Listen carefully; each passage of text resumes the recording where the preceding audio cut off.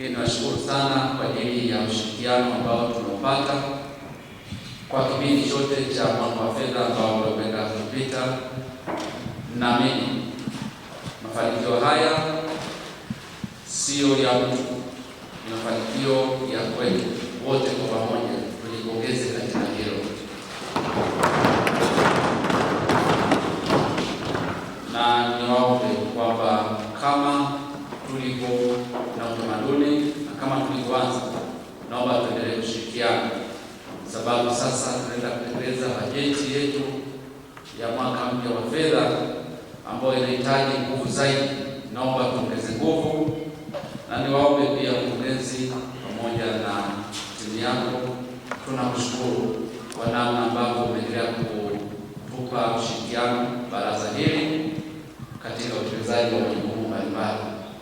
Ili tuwe naombi kwamba tunaomba tuongeze speed na tuendelee kushirikiana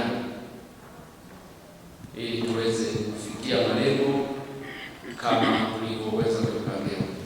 Lakini pia tuna nafasi hii kuweza kushukuru pekee tena Mheshimiwa Mbunge kwa kuungana nasi.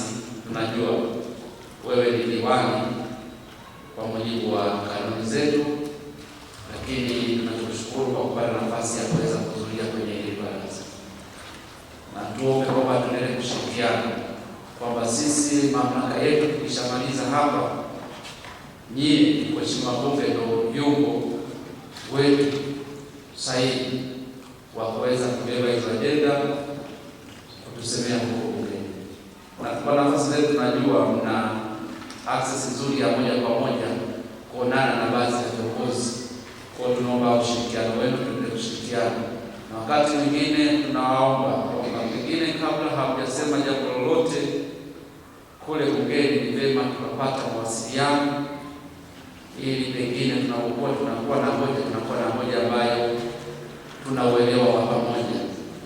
Kwa hiyo tunawaomba sana pia katika hilo, na sisi tukihitaji taarifa yoyote kutoka ndani ya halmashauri, basi tuko tayari kwa muda wote. Tuulizeni, tutawapa ushirikiano wa 100%. Waheshimiwa, baada ya kusema hayo, niwashukuru tena kwa ajili ya kikao hiki kizuri cha baraza letu. Naomba niwaombe kwamba turudi kwenye maeneo yetu, tukafanye mikutano ya kusikiliza kero za wananchi. Turudi kwenye maeneo yetu ya kutawala, twende tukaeleze mambo mazuri, mipango mizuri ya serikali yetu kwa wananchi wetu. Tusiende kukaa na hii mipango kwenye taarifa za kwetu. Hizi taarifa tutoke tukawaambie wananchi, tuna serikali yetu, halmashauri yetu imepanga kufanya 1, 2, 3, na zile changamoto ambazo tutazipata kwenye mikutano yetu, naomba tuziwasilishe kwa kufuata utaratibu tuliojiwekea kwenye vikao vyetu vya kawaida vya halmashauri. Na niombe pia mkurugenzi kwamba najua wanaendelea kutekeleza taratibu kama ilivyo, lakini naomba msisitizo kwa watendaji wetu wa vijiji kuwakumbusha kuendelea kutoa taarifa ama kusoma taarifa kwa mujibu wa kanuni na miongozo yetu kwenye maeneo yetu.